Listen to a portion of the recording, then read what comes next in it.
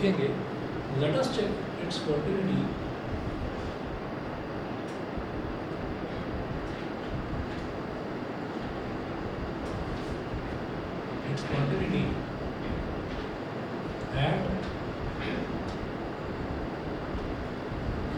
at x is equal to c. x is equal to c पर इसकी quantity निकालेंगे तो LHL at x is equal to c fx is equal to limit x tending to c minus fx is equal to limit h tending to 0 f c minus h is equal to limit h tending to 0 F C minus H का मतलब क्या होगा, function तो एक ही है। अब इसमें जहाँ जहाँ पर आपको एक्स नज़र आ रहा है वहाँ पर सी माइनस एच रख दीजिए, तो sine C minus H plus cos C minus H, ठीक है। अब इसको एक्सपेंड कर दीजिए, limit H tending to 0, sine A minus B का फॉर्मूला होता है sine A cos B minus cos A sine B, sine A cos B minus cos A sine B plus cos C minus B C minus H. इसका formula क्या होगा, इसका formula होगा cos C cos H plus sign C sine H, ठीक है। अब क्या करें, अब जहाँ जहाँ पर h नज़र आ रहा है, मतलब अब कुछ और नहीं, कुछ कॉमन लेने का भी कुछ नहीं समझ में आ रहा, तो आप क्या करें कि जहाँ जहाँ पर h है वहाँ पर 0 डाल दीजिए, तो sine C cos 0 minus cos C sign 0 plus cos C cos 0 plus sign C sign 0। इससे क्या होगा, आप ये देखिए जो कॉस 0 है, कॉस 0 की वैल्यू होती है 1, ठीक है। तो ये तो बचेगा सिर्फ साइन सी, इधर साइन 0 की वैल्यू 0 होती है तो ये 0 हो गया, और कॉस 0 की वैल्यू 1 होती है तो इधर ये बचा कॉस सी इंटू 1, यानी कि सिर्फ कॉस सी, तो sine C plus cos C sign 0 तो ये भी 0 हो गया, साइन 0 तो ये भी 0 हो गया, तो साइन सी प्लस कॉस सी बचा है सही, ठीक है। उसके बाद देखिएगा ये इसका फर्स्ट इसका LHL हुआ, LHL के बाद फिर इसका RHL देखेंगे, RHL देखेंगे तो RHL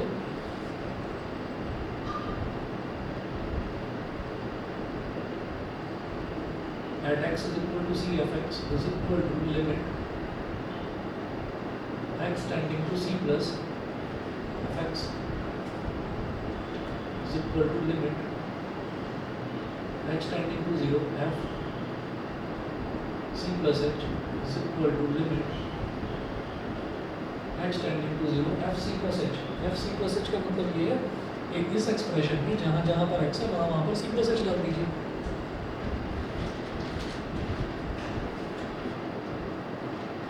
तो sine C plus H plus cos C plus H, sine C plus H plus cos C plus H, ये हो गया। अब इसको एक्सपेंड करिए तो साइन ए प्लस बी का फॉर्मूला लगाइए,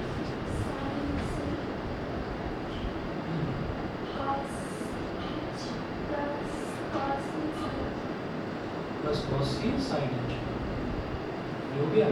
cos C plus H cos C cos H minus sine C sine H, ये हो गया। अब यहाँ पर भी जहाँ जहाँ पर h है वहाँ पर 0 डालते जाएगा, तो sine C cos 0 plus cos C sign 0 plus cos C cos 0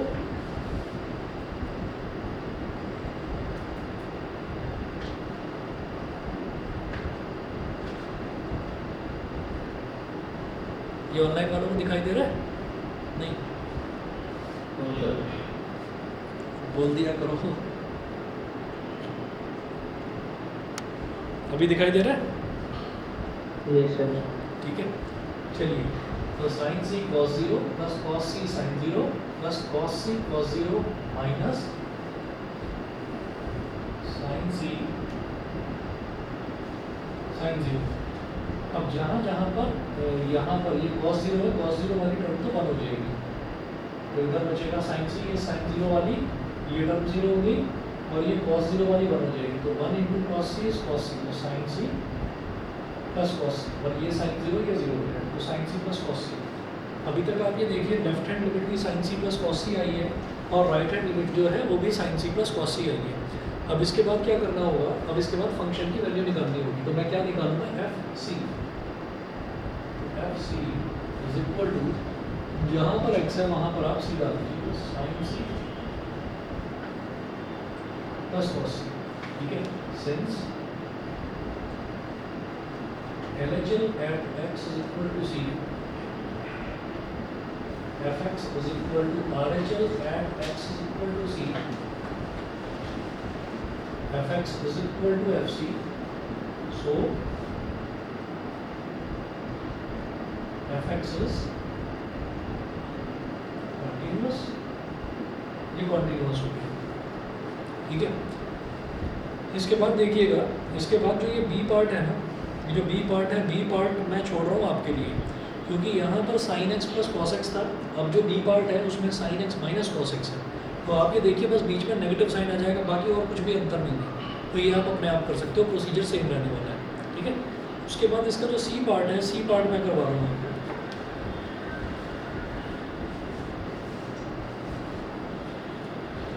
तो 21 का बी पार्ट आपका होमवर्क में रहेगा, क्वेश्चन 21 बी पार्ट। उसके बाद सी पार्ट इसका मैं करवा रहा हूँ, F x is equal to sine X cos x,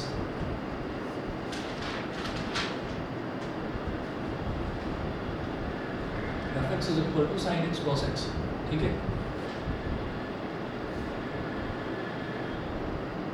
late us check its continuity,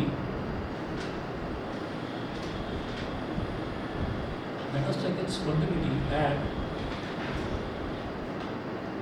x is equal to c, x is equal to c पर आपको continuity चेक करनी है, x is equal to c पर continuity कैसे check करेंगे, फिर वही काम, LHL at x is equal to c, fx is equal to limit x tending to c minus, limit x tending to c minus fx is equal to limit h tending to 0 f c minus h। तो देखिए जहाँ पर भी हमारे पास x है वहाँ पर आप c माइनस h डाल दीजिए, तो limit h tending to 0 sine c minus h cos c minus h। अब देखिए साइन और कॉस का मल्टीप्लिकेशन हो रहा है, अगर इसमें 2 आ जाता और दोनों जो टर्म्स हैं तो थीटा है वो सेम है, आप ये देख रहे हैं कि साइन एक्स कॉस एक्स, अगर यहाँ पर 2 मल्टीप्लाई हो जाए तो 2 साइन एक्स कॉस एक्स का फॉर्मूला क्या होता है, 2 साइन थीटा कॉस थीटा का फॉर्मूला साइन 2 थीटा, ठीक है। तो ये जो साइन और कॉस अलग अलग है वो अलग अलग ना रहकर एक सिंगल बन जाएगा, साइन 2 थीटा बन जाएगा। तो हमें क्या करना होगा, इसमें आप 2 से मल्टीप्लाई कर दो और 2 से डिवाइड कर दो, तो ये क्या हो जाएगा, 2 साइन थीटा कॉस थीटा, तो इसका फॉर्मूला क्या हो गया, साइन 2 थीटा साइन 2 इंटू सी माइनस एच, और अपॉन में 2 है ही, ठीक है, उसको रहने दो, लिमिट एच टेंडिंग टू 0, 2 को अंदर मल्टीप्लाई करिए तो साइन 2c माइनस 2h और अपॉन में 2, तो साइन a माइनस बी का formula sine A cos B minus cos A sine B,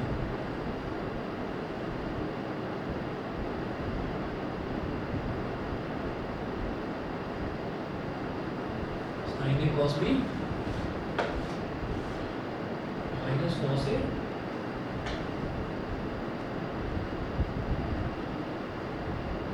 sign B, cos 2c sine 2h upon 2।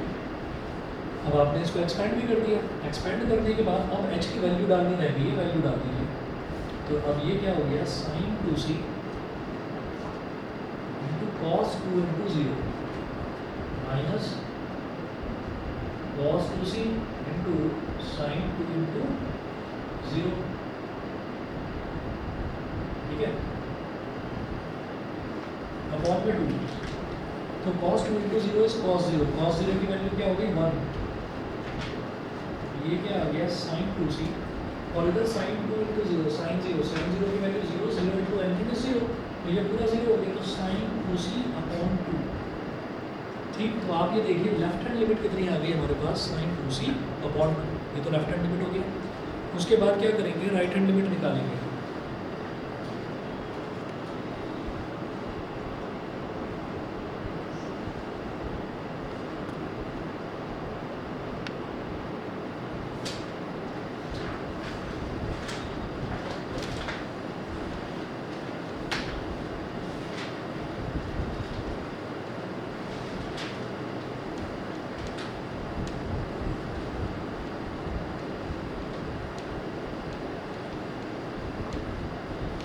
चलिए जी, right hand limit देखते हैं।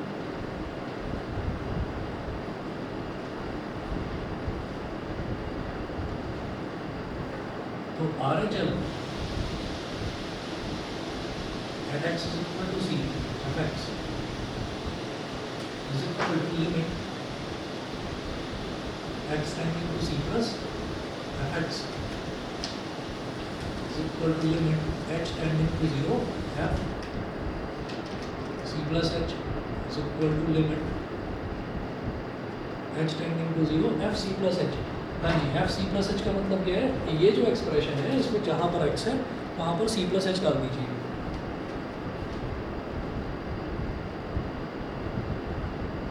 तो sine C plus H into cos C plus H, 2 से multiply कर दो और 2 से डिवाइड कर दो, तो ये हो जाएगा limit H tending to 0 2 sine theta cos theta, क्या हो जाएगा साइन 2 थीटा, तो sine 2 into C plus H upon 2 limit H tending to 0, तो sine 2c plus 2h upon 2। तो साइन a प्लस b का फॉर्मूला क्या बन जाता है, sine a cos b plus cos का साइन b।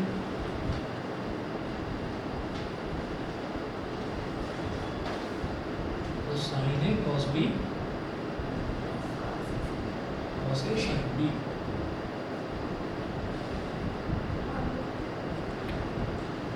अपॉन में 2 हो गया।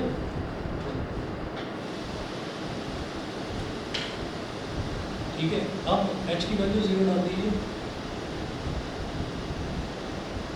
Sine 2c cos 2 into 0 plus cos 2c into sine 2 into 0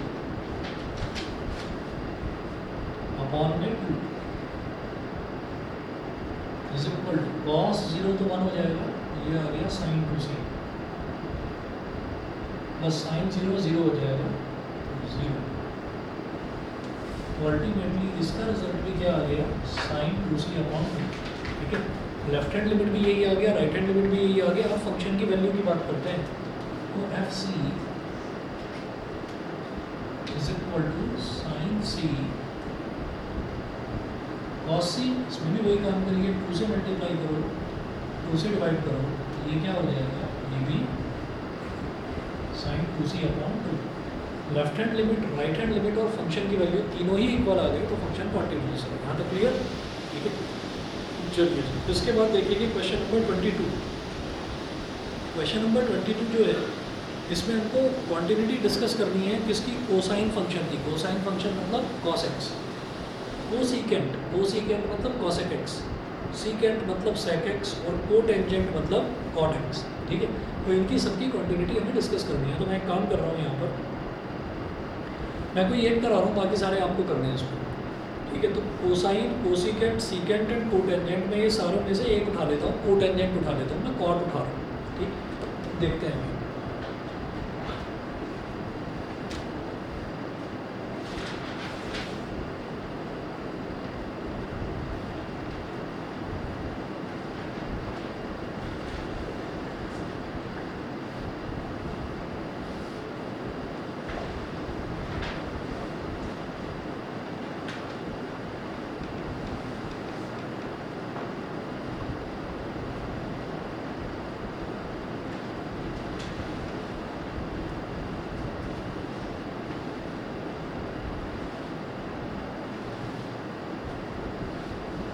अब देखिएगा क्वेश्चन नंबर 22। तो 22 में को टेंजेंट फंक्शन की बात कर रहा हूँ। को टेंजेंट फंक्शन, को tangent function implies that fx is equal to cot x, है ना? ये तो let us check its continuity.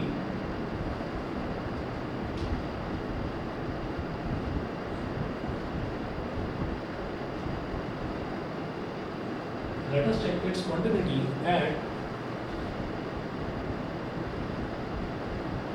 x is equal to c. x is equal to c पर चेक करेंगे। LHL at x is equal to c, fx is equal to limit x tending to c minus fx is equal to limit h tending to 0 f c minus h। ये हो गया। अच्छा, तो ये बन जाएगा limit h tending to 0 f c minus h मतलब cot c minus h, cot c minus h।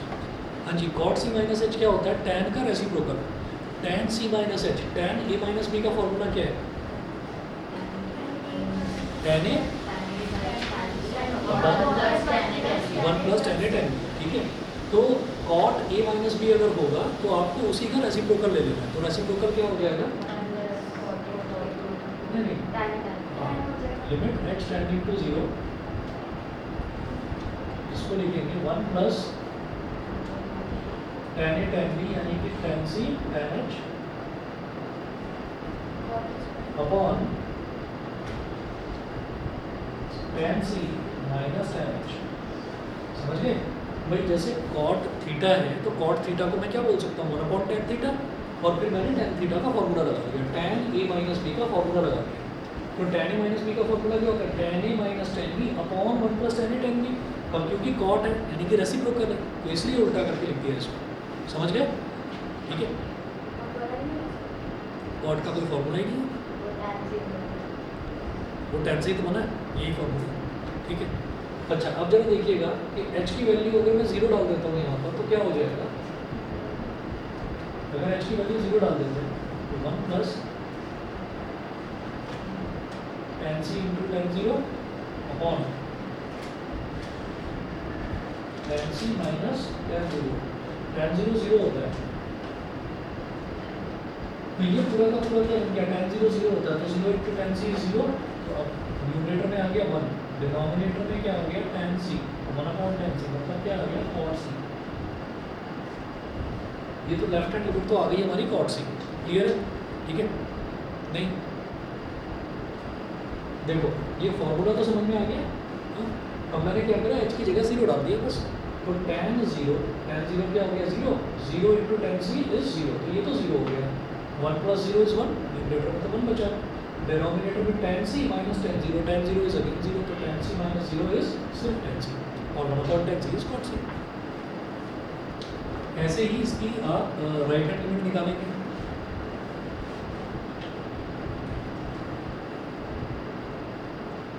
RHL at x is equal to c fx is equal to limit x tending to c plus fx is equal to limit x tending to 0 f c plus h is equal to limit x tending to 0। Sir ये cot c minus h वाले फॉर्मूले वही हैं जो आपने picture भेजी थी, वहीं से फॉर्मूले हैं। हाँ, जो मैंने आपको पिक्चर भेजी थी ना उसमें cot a माइनस b का कोई फॉर्मूला नहीं है। cot a माइनस b का फॉर्मूला कहाँ से बनेगा? आप उसी को tan का रेसिप्रोकल कर दीजिए। समझ गए? ओके, हाँ ठीक है। चलिए जी आगे चलता हूँ फिर मैं। आगे देखिएगा, जब राइट हैंड लिमिट निकालेंगे तो एफ सी प्लस एच क्या हो जाएगा? Cot C plus H. Cot C plus H आप क्या करें? आप tan a प्लस बी का फॉर्मूला लगाओ और उसका रेसिप्रोकल कर दो। तो limit h tending to 0, tan a plus B का फॉर्मूला होता है tan a plus tan b तो यहाँ tan a plus tan b कहाँ आएगा, डिनोमिनेटर में आएगा, तो tan c plus tan h और upon 1 minus tan a tan b, 1 minus tan a tan b, तो वो न्यूमरेटर में आ जाएगा, tan c tan h। अब h की वैल्यू 0 डाल दो, 1 minus tan c into tan 0 upon tan c plus tan 0, tan 0 0 हो गया, 0 into anything is 0, 1 upon tan 0 0 0 plus anything is equal to anything, तो 1 upon tan c is equal to cot c। तो हमारा जो राइट हैंड लिमिट है, right hand limit भी cot c के equal आ गया। अब फंक्शन की वैल्यू यानी कि F C is equal to cot c, ठीक है। सो cotangent function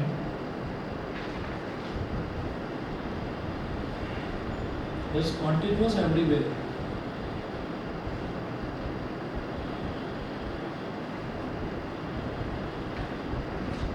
is continuous everywhere। उसके बाद क्वेश्चन नंबर 22 के जो रिमेनिंग पार्ट्स हैं वो आपको करना है।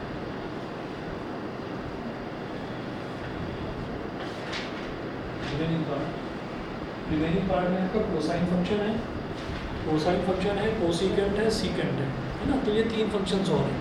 कोसाइन फंक्शन मतलब cos x, कोसिकेंट फंक्शन मतलब cos x, ठीक, और फिर सीकेंट फंक्शन यानी कि sec x, तो वो आपको करना है।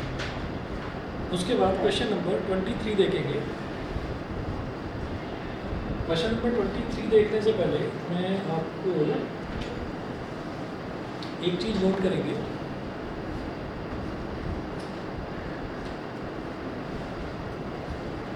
लिमिट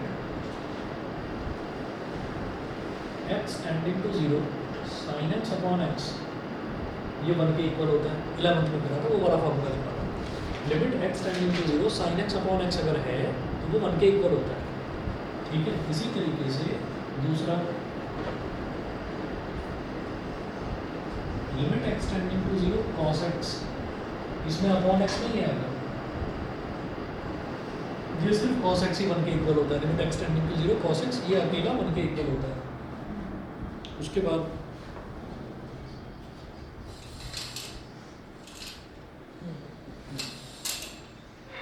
बारिश का मौसम हो रहा है, चलिए जी। थर्ड देखिएगा, थर्ड है limit x tending to 0 tan x upon x, ये भी 1 के इक्वल होता है, ठीक है। तो तीन चीज़ें तो ये होगी, ये तीन रिलेशंस आप याद रखिए। उसके बाद मैं क्वेश्चन नंबर 23 देखता हूँ। दोबारा बोलो। इनका, हाँ, इनका फर्स्ट डेरिवेटिव जो था 11th क्लास में करा था ना, फर्स्ट डेरिवेटिव जो प्रिंसिपल था, तो उससे इनका प्रूफ भी, उससे इनका प्रूफ भी है, लेकिन अब करने की ज़रूरत नहीं है, वो चीज़ 11th में छूट गई, वो यहाँ नहीं पूछेंगे आपसे, ठीक है। ठीक है। चलिए आगे चलता हूँ मैं।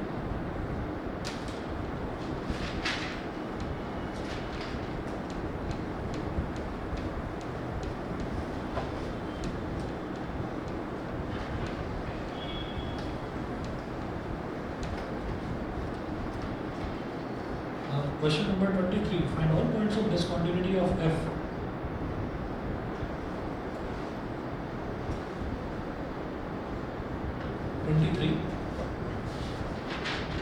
fx is equal to sin x upon x.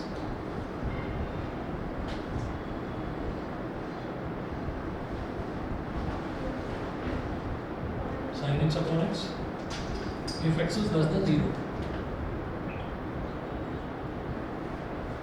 If x is less than 0, x plus 1, if x is greater than equal to 0.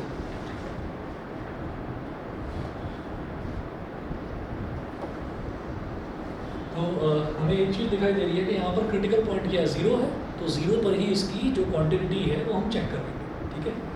तो हम ये कहेंगे LHL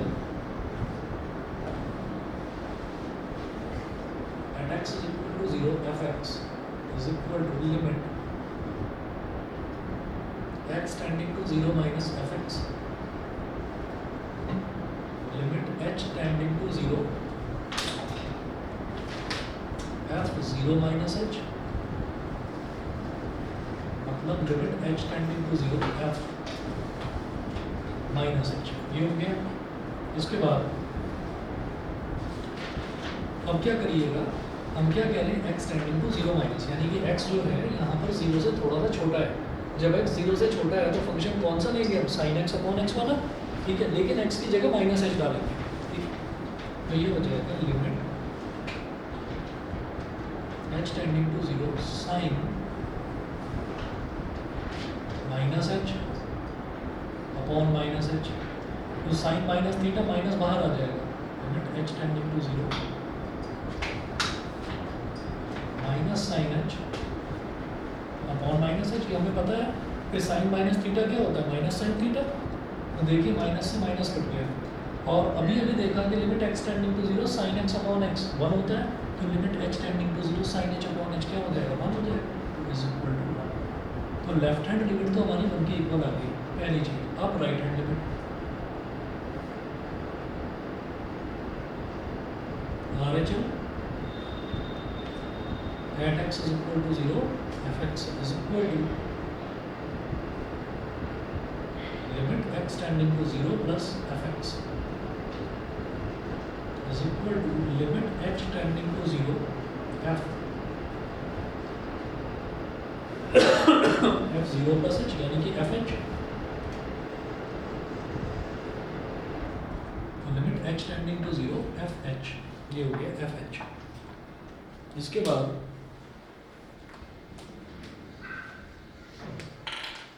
बाद देखिएगा limit h tending to 0 fh। अब क्या करना है, ये जो फंक्शन है, इस फंक्शन में हम ये कह रहे हैं कि x टेंडिंग टू 0 प्लस, तो 0 प्लस का मतलब क्या है कि फंक्शन क्या होगा, x प्लस 1, ठीक है, तो उसमें डाल दीजिए h plus 1, limit h tending to 0, ये हो गया h प्लस 1। अब h की जगह 0 डाल देंगे तो रिजल्ट क्या आ जाएगा, 0 प्लस 1 इज इक्वल टू 1, और राइट हैंड लिमिट भी 1 ही आ गई।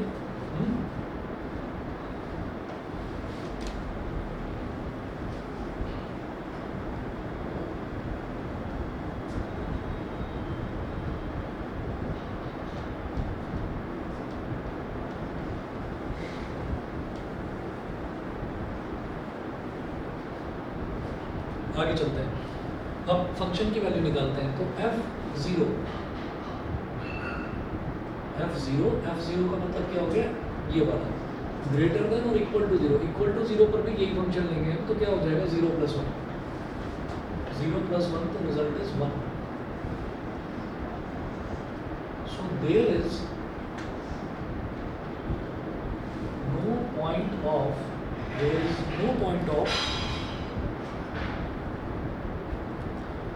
there is no point of discontinuity of f। उन्होंने इस क्वेश्चन में पॉइंट ऑफ डिसकंटिन्यूटी पूछा था, तो डिसकंटिन्यूटी का कोई पॉइंट ही नहीं है, ठीक है, ये हो गया क्वेश्चन नंबर 23। उसके बाद 24 आप चेक करेंगे खुद, और 24 और 25 दोनों छोड़ दो, 24 और 25 दोनों करना है।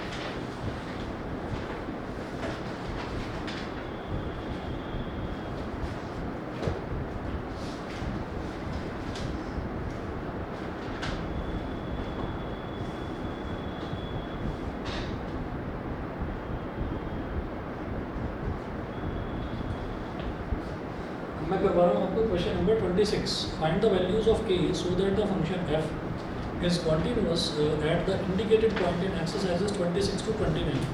ये जो 4 क्वेश्चंस हैं 26 से लेकर 29 तक, इन सब में हमको क्या करना है, ये फंक्शन हमको कॉन्टिन्यूअस दे रखा है एट द इंडिकेटेड पॉइंट। तो एट द इंडिकेटेड पॉइंट का मतलब क्या है, जैसे देखिए क्वेश्चन नंबर 26 में लिखा है लास्ट में at x is equal to π/2, वो एक्स इज इक्वल टू π/2 पर कॉन्टिन्यूअस है। जब वो कॉन्टिन्यूअस है तो मेरे को k की वैल्यू निकालनी है। Question number 26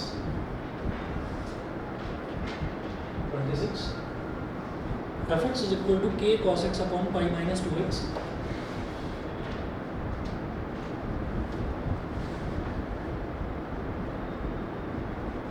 k cos x upon pi minus 2x, pi minus 2x, if x is not equal to pi/2,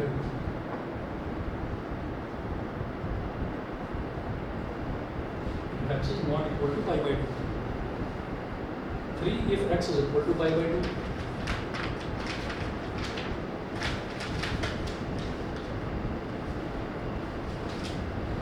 हमें x is equal to pi by 2 पर ये दे रखा है कि ये कॉन्टिन्यूस है, तो कैसे करेंगे? LHS निकालेंगे पहले।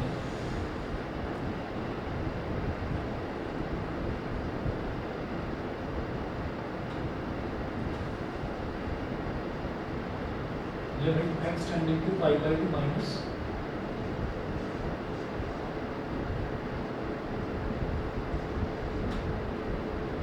limit h tending to 0 f pi by 2 minus h, ये हो गया f pi by 2 minus h। अब देखिएगा, अब इसमें क्या करेंगे कि जहाँ जहाँ पर अब ये लेफ्ट हैंड लिमिट है, तो लेफ्ट हैंड लिमिट का मतलब क्या हो गया कि x pi by 2 से छोटा है, यानी कि इस वाली कैटेगरी में नहीं करेगा, not equal to pi by 2। तो लिमिट h टेंडिंग टू 0, जहाँ पर भी x नजर आता है वहाँ pi by 2 माइनस h कर दीजिए। k cos pi by 2 minus h upon pi minus 2 into pi by 2 minus h, ये ठीक है। Limit h tending to 0। अब देखिए cos pi by 2 minus h मतलब cos 90 minus theta, cos 90 minus theta sin theta होता है। सीधा सीधा करके cos 90 minus theta sin theta, sin 90 minus theta is cos theta, ठीक, उल्टा हो गया कॉम्प्लीमेंट्री इमेज में। तो k sin h अपॉन, जब इसको 2 को अंदर मल्टीप्लाई करेंगे तो 2 से 2 कट जाएगा, ये हो जाएगा पाई माइनस पाई, और minus 2 into minus h is plus का 2h। बोलिए क्लियर? अच्छा, अब प्लस पाई और माइनस पाई ये कैंसिल आउट हो गया, ठीक है। अब मैं इस तरफ कर रहा हूँ आगे इसको,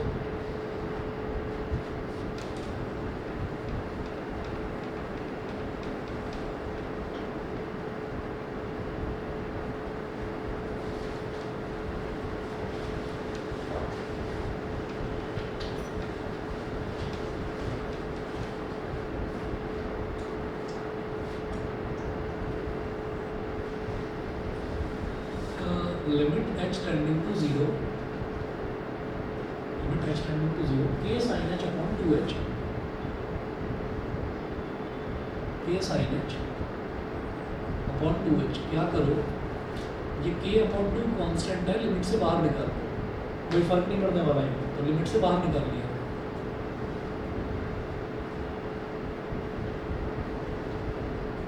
sin h अपॉन h, समझ गए? और ऐसा क्यों करा? क्योंकि limit h tending to 0 sin h upon h, ये क्या हो जाएगा, ये 1 हो जाएगा। तो इसका रिजल्ट क्या आ गया, k by 2 into 1 is equal to k by 2, ठीक है। अब आप ये देखिएगा कि राइट हैंड लिमिट निकालने की ज़रूरत नहीं है, क्योंकि क्या है कि राइट हैंड लिमिट भी इधर से यही निकलेगी, तो यही सेम वैल्यू आ जाएगी, कोई ज़रूरत नहीं उसकी। हमको दे रखा है कि फंक्शन कॉन्टिन्यूअस है, तो लेफ्ट हैंड लिमिट हो, राइट हैंड लिमिट हो या फंक्शन की वैल्यू हो, तीनों इक्वल आएंगे। तो यहाँ लिखेंगे since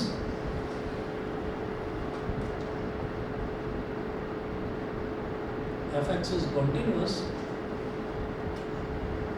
at x is equal to pi by 2,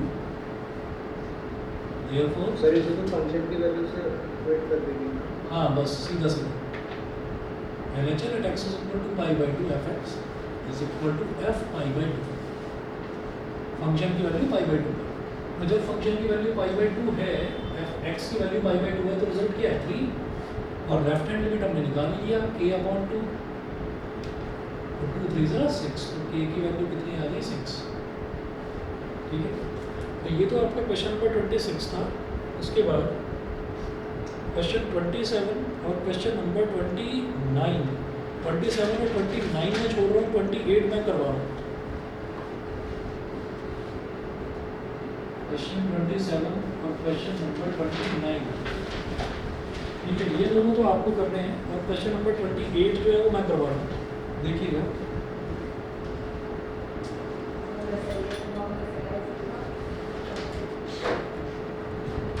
fx is equal to kx plus 1,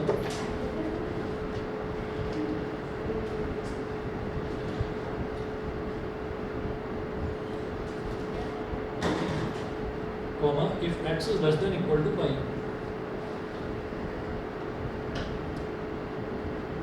less than equal to pi, or cos x if x is greater than pi.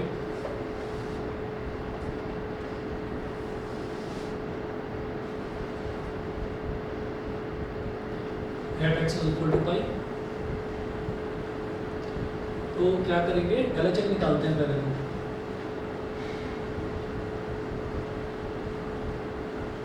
LHS at x is equal to pi fx is equal to limit x tending to pi minus fx is equal to limit x tending to 0 f pi minus h, f pi minus h। क्या करेंगे, जब हम left hand limit निकाल रहे हैं तो x पाई से छोटा है, तो जब x पाई से छोटा होगा तो फंक्शन ये वाला लेना है हमको कि x प्लस वन। तो क्या लिखेंगे, limit h tending to 0 k और x की जगह pi minus h, k into pi minus h और plus one.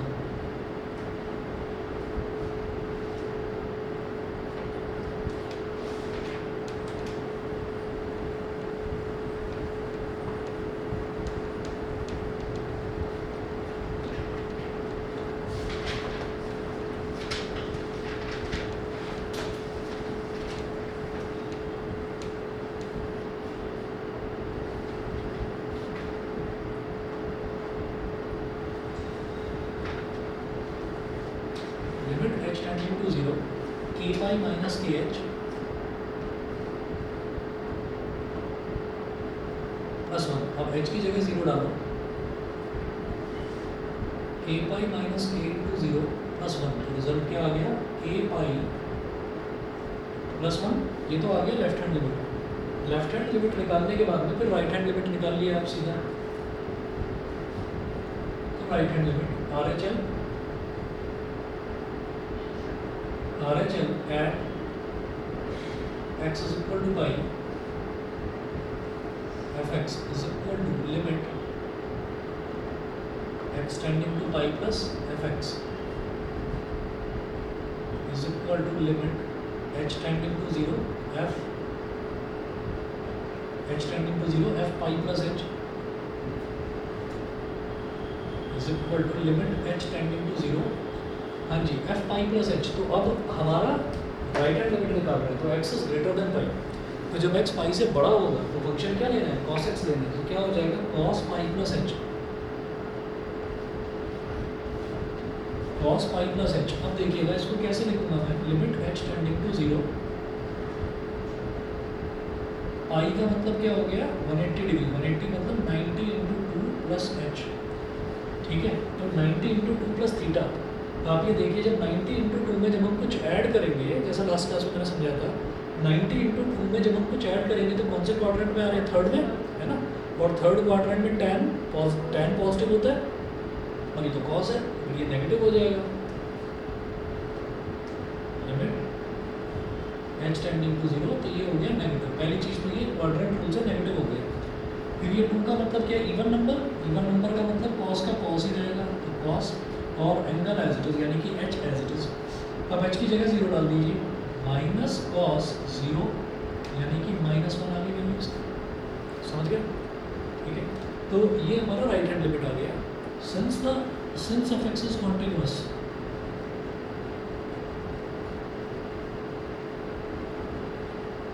Is continuous at x is equal to pi, therefore LHM at x is equal to pi fx is equal to RHM at x is equal to pi fx। LHM और RHM दोनों equal होंगे।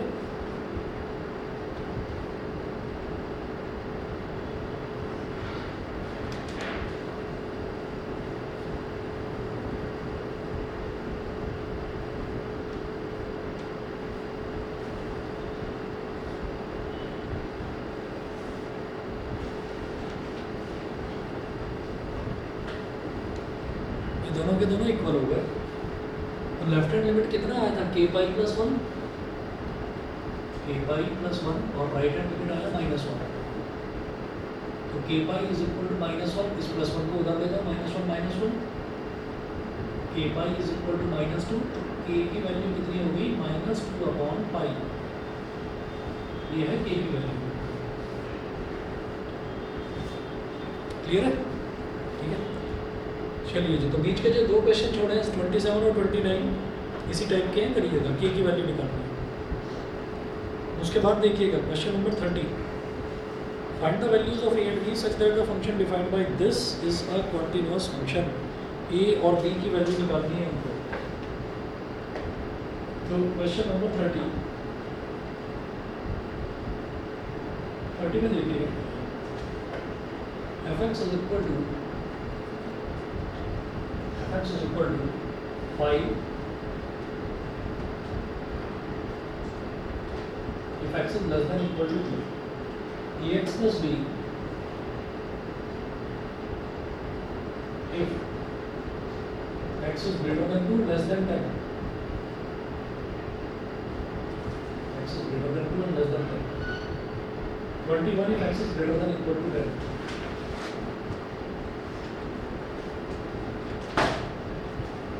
21 if x is greater than equal to 10। ठीक है, तो ये fx ये दे रखा है। अब वो कह रहे हैं कि अगर ये फंक्शन एक कॉन्टिन्यूस फंक्शन है तो आप a और b की वैल्यू निकालिए।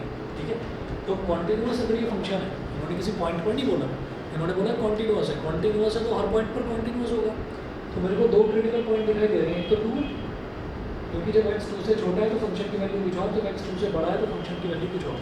और एक 10, जब x 10 से छोटा है तो फंक्शन की वैल्यू ये, जब x 10 से बड़ा है तो फंक्शन की वैल्यू ये। ठीक है, तो मैं क्या करूँगा, मैं 10 पर और 2 पर दोनों पर वैल्यू निकालूंगा इसकी, LHM और RHM दोनों। तो सबसे पहले लिखेंगे LHM at x is equal to 2 fx। ये कैलकुलेट करने की जरूरत नहीं है, इसको सीधा लिख दो 5। समझ गए क्यों? क्योंकि जब x 2 से छोटा होगा तो फंक्शन क्या दे रखा है, एक कांस्टेंट फंक्शन दे रखा है, तो इसका रिजल्ट सिर्फ 5 ही आएगा, उसको कुछ कैलकुलेट करने की जरूरत नहीं है, सीधा लिख देंगे। तो हम निकालेंगे RHM।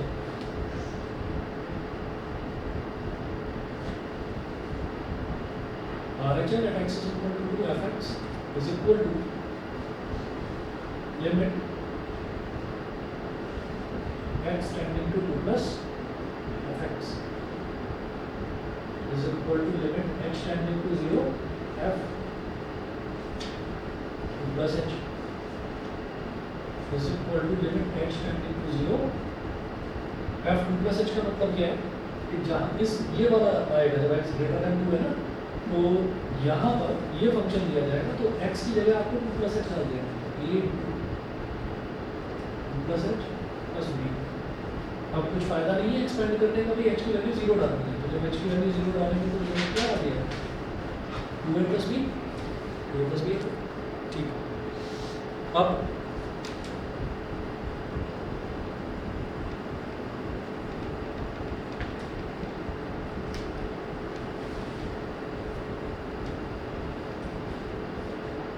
हम ये कहेंगे since fx is continuous,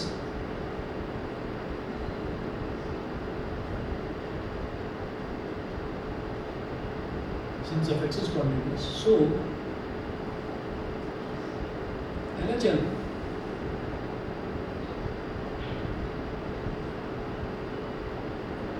at x is equal to 2 fx is equal to RHM at x is equal to 2 fx। ये हो गया। LHM की वैल्यू कितनी है, ये 5, और RHM की वैल्यू अभी अभी निकाली 2a प्लस b। तो 2a plus b is equal to 5, equation number 1। ठीक है, ठीक। उसके बाद देखिएगा जब मैं 10 पर निकालता हूँ LHM at x is equal to 10 fx, क्योंकि दूसरा क्रिटिकल पॉइंट मुझे दिखाई दे रहा है, दूसरा क्रिटिकल पॉइंट क्या है 10। ठीक है, तो LHM at x is equal to 10 fx is equal to limit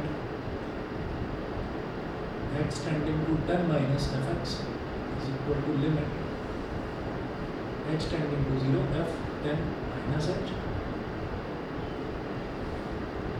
क्या है ए एक्स प्लस बी, तो A into limit H tending to 0 A into 10 minus H plus B, ये आ जाएगा 10 ए प्लस बी, ये आ गया left hand limit. Right hand limit R H L at x is equal to 10 f x. हाँ जी, right hand limit कितनी है 21 since f x is continuous,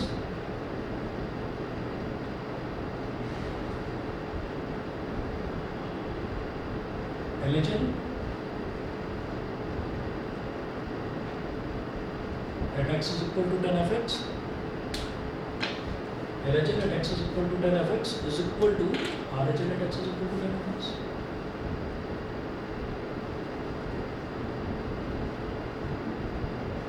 ये तो समझ गए इसको, सीधा 21 क्यों लिखा। अच्छा, LHL की वैल्यू कितनी है 10a प्लस बी और RHL कितना है 21, इक्वेशन नंबर 2। ठीक है, अब क्या करिएगा, इक्वेशन और 2 को 1 में से सब्ट्रैक्ट कर दो, सब्ट्रैक्ट 2 फ्रॉम 1, मुझे ए और बी की तो वैल्यू निकालनी है।